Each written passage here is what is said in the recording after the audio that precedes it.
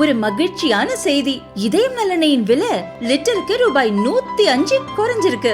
September 2023ல 1 litre இதயம் நல்லெண்ணெயின் அதிகபட்ச விலை ரூபாய் 503. ஆனா இப்ப 1 லிட்டர் இதயம் நல்லெண்ணெயின் விலை ரூபாய் 398 மட்டும்தான் தமிழ்நாட்டுல. அப்ப இனிமே எல்லாரும் இதயம் நல்லெண்ணெய் வாங்கலாம் இல்ல? 2 ஸ்பூன் போதும் உங்க பிரச்சனைகளை கட்டுப்படுத்த. லயன் டேட் சிரப் தினமும் 2 spoon lion date syrup. Lion date syrup. Chennai Kilpauk Damodaramurthy தெருவில் யூடியூபர் சவுக்கு சங்கர் வாடகை வீட்டில் குடியிருக்கிறார். கடந்த மார்ச் 24 அன்று அவரது வீட்டுக்குள் புகுந்த மர்ம நபர்கள் உள்ளே இருந்த பொருட்களை சூறையாடினர். டைனிங் டேபிள், படுக்கை அறைகளில் மலத்தை கரைத்து தெளித்து அசிங்கப்படுத்தினர். அப்போது வீட்டில் சங்கரின் 68 வயதான தாய் கமலா இருந்தார். இச்சம்பவம் குறித்து கீழ்ப்பாக்கம் காவல் நிலையத்தில் அவர் புகார் அளித்துள்ளார். கமலா அளித்த புகார் ஏற்கப்பட்டு CSR ரசீது வழங்கப்பட்டுள்ளது என DGP அலுவலகம் வெளியிட்டுள்ள அறிக்கையில் கூறப்பட்டுள்ளது.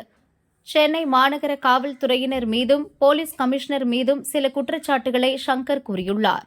இதனால் மற்றொரு விசாரணை அமைப்புக்கு மாற்ற கமிஷனர் பரிந்துரை செய்தார்.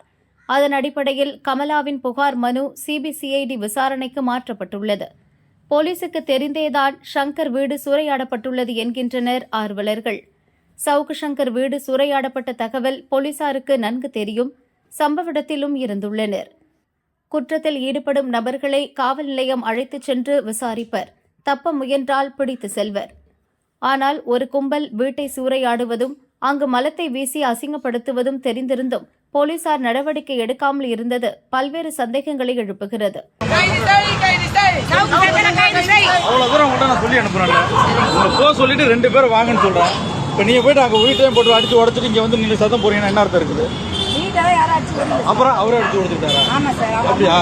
அப்படியா? அந்த வயசானம்மா கேமரா இருக்கு சரியா? சும்மா பேசக்கூடாது. சம்பவம் குறித்து போலீசார் வழக்கு பதிவு செய்யாமல் உள்ளனர். CBCID போலீசாரும் விசாரணையை துவக்காமல் உள்ளனர். அவர்கள் விரைந்து விசாரித்து குற்றம் செய்த மர்ம நபர்களை சட்ட ரீதியாக கைது செய்து நீதிமன்றத்தில் நிறுத்த வேண்டும் என ஆர்வலர்கள் கூறினர்.